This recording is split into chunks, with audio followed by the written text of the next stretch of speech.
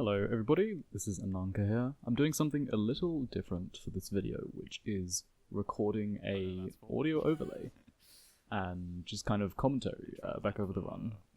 And this is kind of an older one. This is my Zagreus PB, a sub-6 run, 5:55 in-game time. And it's, kind of a while ago. I've not made it public for a while, simply because as I'm listening, as I watch over it in real time, and you will hear there is a background audio layout going on from my good friend Sleep, because I was watching his Rooted stream at the time and just kind of playing the game. I didn't even know what I wanted to play, which is also visible. I just like pick up the Zagreus spear and then change my mind, go to Demeter, and then pick up the spear again. I haven't even gone back to my mirror. I've simply decided, alright, I'm just gonna play one of these now, and here we are. We're going into a Zag spear run.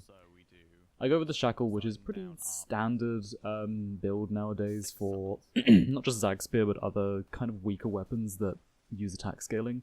And I just happened to get lucky and start with Poseidon for Tidal Dash, which is going to give me exactly what I want. All of the wave clear, room clear. It's just a good boon, as anyone familiar with Hades 1 speedrunning will know by now. And I'm even getting some really nice runes to start off with. These are all one waves. I interestingly take the Centaur Heart here for some reason. I guess I decided that I had enough money already. There was really no benefit. Zagreus Spear is interesting in that it is just a weaker Achilles, which is maybe not so interesting, but it's still very fun because it gets the Flurry Jab Hammer, which in modded is guaranteed, and you just dash a bunch into enemies. I take pressure points here and not the attack, by the way, which is not what Achilles would do. That's because I'm using the Shackle and I prefer to stick with the 100% bonus damage. So I'm looking here, I see dash strike damage, I spot that gold pot, go into Poseidon mid-boss, that's nice. We can get I don't know, Hydraulic Might or Razor Shoals, which is nice boons. But most likely planning to stick with the Shackle for the entire run. And here I see Rupture, I take Rupture. Honestly, the wave pounding was entirely valid as well, because that's more damage in boss fights from Tidal Dash throughout the whole run. Sadly, we get two conflicts here. We have Sisyphus against the mid-shop. I can only choose one. They're both free rooms, so I just go with Sisyphus. But also before that, we had Hammer against a Fountain Room, which is not ideal. You want your Hammer as soon as possible. It's going to up your damage output massively, but we can't turn down a Fountain free room. As a classic adagy or aphorism, whatever, it's rooms over boons is usually and unfortunately the main thing in this game. You just can't afford to have a build but a bad pace, because we're speedrunning. We want to get the fastest time possible. Here I'm probably just not sure what to take. I go with money instead of Centaur Heart like last time. Don't know why I did that. I'm getting really good rooms throughout this Tartarus, to be honest. I don't think I've seen a single witch, which is incredible. Oh, there they are. I just manifested them into existence. Retroactively, I guess. So the pace is actually pretty good so far. I have tons of money. And I'm just playing out the last rooms, which is not preferable, but oh, look at me. I'm so lucky I got a survival room in Chamber 12. Free room with the timer. So now this is looking like a really nice time. And the build it looks like there's not a lot there, but you don't really need much. You just need Shackle. That's already giving you a 100% bonus to your attack. You want Chaos Scaling. That's the #1 thing for these kind of runs, Zag spear runs. And we want the Hammer, which is the one kind of key piece that we're missing at the moment. We also want Hermes to get bonus dashes, or Rush Delivery, one or the other. Hyper Delivery is, as always, such an incredibly powerful combo in Hades 1. I just do a little spin here, because why not? This is just a survival room. It helps to kill enemies to hit the gold cap, get money from them, but I've already done that. I've got plenty of money as it is, plenty of opals, and really I should just be avoiding getting hit here. There we go, finished up. Got a roll from getting a key, which is very nice. And lucky me, there's the hammer, guaranteed flurry jab modded. Wonderful.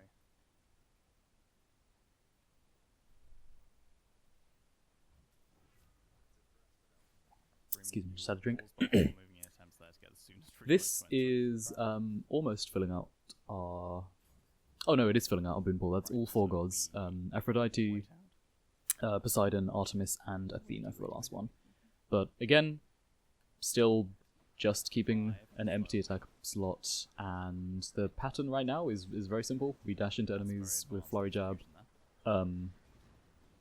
get very rapid attacks off. We have a dash strike bonus from Chaos, which is lovely, and Tidal Dash gives us a bit of extra damage on each of our dashes. Alecto goes down pretty comfortably and quickly. We're happy with that.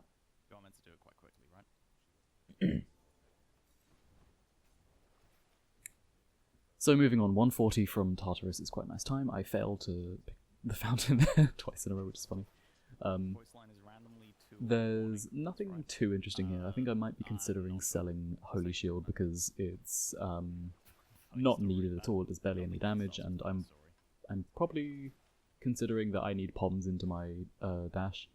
I roll here because I've got all my rolls still, and I'm lucky enough to get land an Ixion. You'll also notice that I bought some items to remove them from the pool before I rolled. I can hear Sleep being very excited about his rooted run in the background. And Chaos Scaling, as I mentioned, is so important for Zagreus Spear because this weapon has no other bonuses. It's not the strongest of weapons. It's relying on Chaos attack damage scaling, and it's a gorgeous Chaos Boon right there. A pure 64%, I think, or 62 attack damage scaling for a completely negligible Slippery Curse. And we get a Yuri 18, Chamber 18 right afterwards, which is like lovely, very good timing to pick up a Nectar reward. This is going to make Hermes much more palatable, much more likely to give us a good reward. This room, which we lovingly call Triple Donut, is very big, as you can see, and it's very easy to get lost in it sometimes, unfortunately. So I had to take a moment there to find where the other Bone Raker was hiding. But it's not hard at all to clear through these enemies, even with slightly bare build at the moment. Pick up a Wave Pounding. So we did get one after all. There's the mid shop. And pace is still looking okay. We want a 22 skip if we're lucky, but things are looking alright. There's Hermes. There's +3 dashes. Very nice to get it straight away, but that's exactly what we took the Nectar bonus for, the Rarity bonus from Eurydice, and into Witches, which is nice and comfortable. I'm going to attack into the top Witch to get the correct 4-Witch Meg position, and bam, it's that quick. Here we could pick up something like, it doesn't really matter, Dying Lament would have been nicest, but am I considering rolling? I'm probably thinking yeah, because I don't really have much to roll for anymore, and I just pick up Sweet Nectar to a boon, which is surprisingly good in this situation because we are kind of missing Poms at this point. My Tidal Dash boon is still unpommed, and it benefits massively from getting Poms. That's one of our main sources of damage besides the attack, if not the main source of damage besides the attack.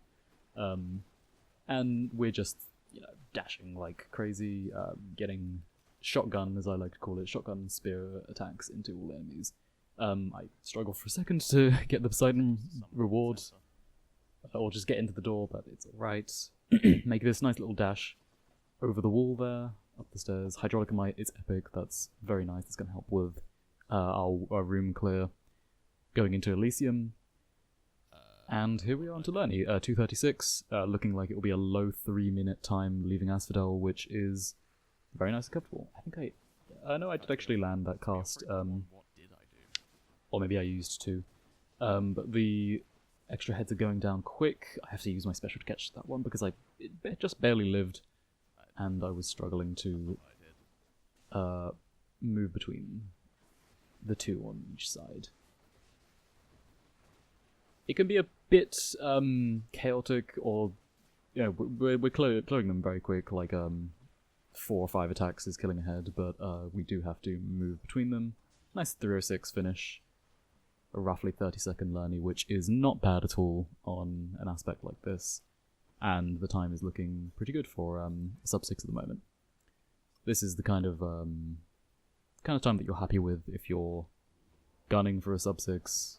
Ideally, you want, if you're very fortunate on a run, you want below 3 minutes Asphodel, but those are for the top end, the very best of runs. The average Elysium can be as bad as 2 minutes, which is going to ruin your chances at a sub 6. An above average one will be around a minute and a half, and the very best of them can approach 1 minute, and in the literal very best cases, you get all the skips you want, you go below 1 minute Elysium. But that happens so rarely that it's like we can keep a record of all of them, because yeah, just that good. I do take the hammer there, even though I haven't seen Than yet, and it's a strategy to hold off on getting your second hammer until you see Than, because it will the game will keep forcing the hammer because it's a priority reward, and you want to get a menu on your Than to save time, because when he drops the reward at the end of the room, you want to have a menu to have the timer paused while that's going on, so you don't lose extra time to waiting for him to leave. Anyway, a very nice first room with all chariots. That's a lovely sight. And then we also have a natural chaos in the very first chamber of Elysium 27. And we're moving up. We see armored swordsmen, they're armored, so they're fine. These are fairly good in terms of difficulty value to make the room nice and quick. One witch at the end, fairly clean two-wave room. Okay. I'm considering rolling there to get another title dash pom, but I settle on just taking pressure points. At this point, nice to get Exploding Launch a second, actually, because it's very nice to just finish things off at a distance. And I don't have to worry about retrieving the spear anymore.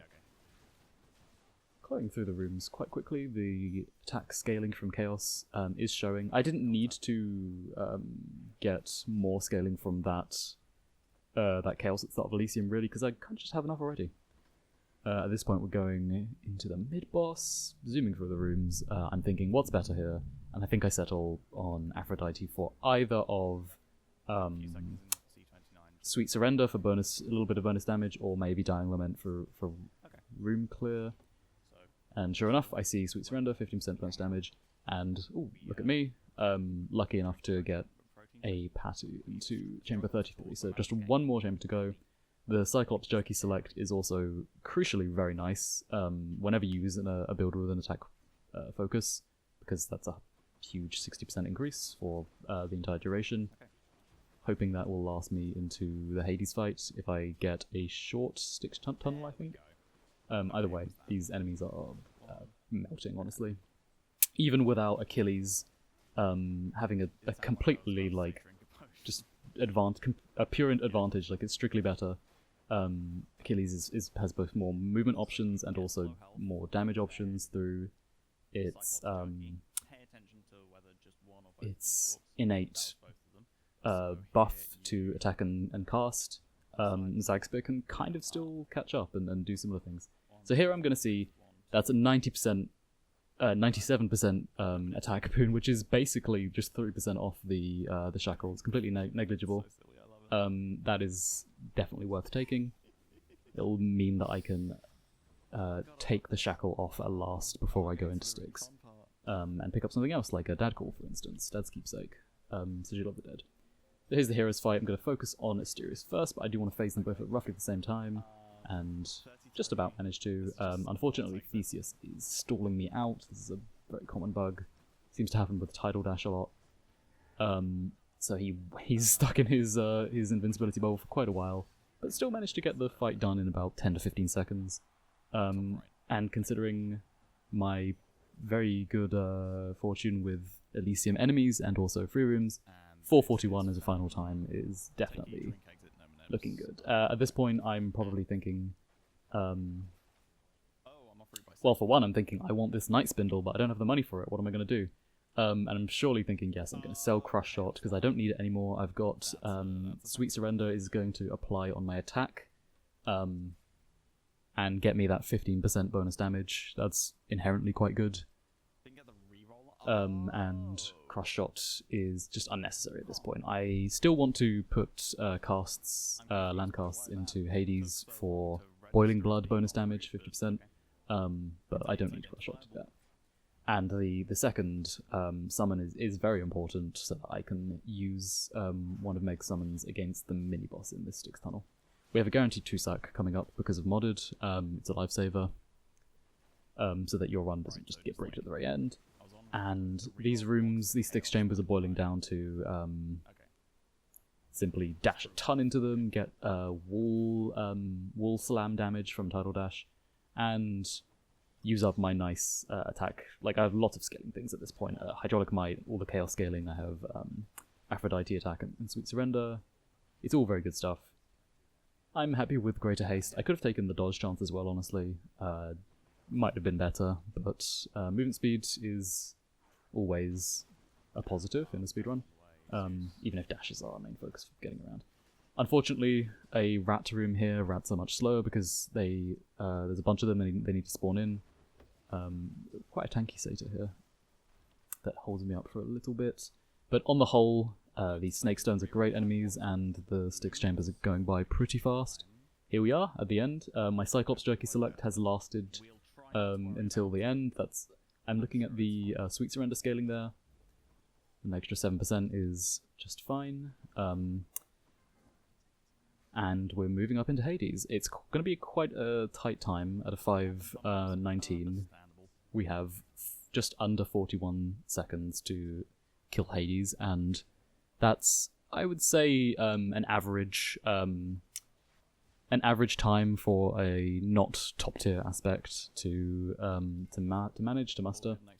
But I'm fairly confident thanks to the strength of our build. I'm readying my summon and cast immediately and going straight into Hades for all those strong attacks. And it looks very good. Like, I'm quite comfortable with what I see. The crits are definitely helping. I get an attack. I reset his animation to keep him in the same place using the Sigil of the Dead, and also get a nice damage boost for it as well. And just avoid losing at F-Defines, taking a bit too much damage. As well as not concerned of dying, but just when you do die, you're held off from attacking for a moment, so it's ideal not to, of course. But we are melting him. All the damage we want. Getting nice chains off with Sigil of the Dead. Sadly lose one more DD, but I think I'll use my Sigil again soon. There we go. And crits scaling. There we go. Boom. The run is over. Hades fight took instead somewhere around 36 seconds, 35. So very comfortable Hades fight in the end, but a very powerful run overall. Got all the scaling it needed, got good rooms, enemy luck. I'm just, like, super happy with that. That's a sub 6 on a fairly weaker aspect, all things considered. And it's GG from me, yeah. Even though this is an older run, I thought I'd come back and do a little voiceover for it, just give you a feel for what that's like. And it's funny to be uploading more Hades 1 content after Hades 2 has come out, but I'm nonetheless still playing both games. They're still both very fun, and I'm eager to put out more content and just, yeah, let people enjoy the speedrunning scene. Hopefully get more people into it, because it's as fun as ever. And that'll be all from me. Thank you for watching.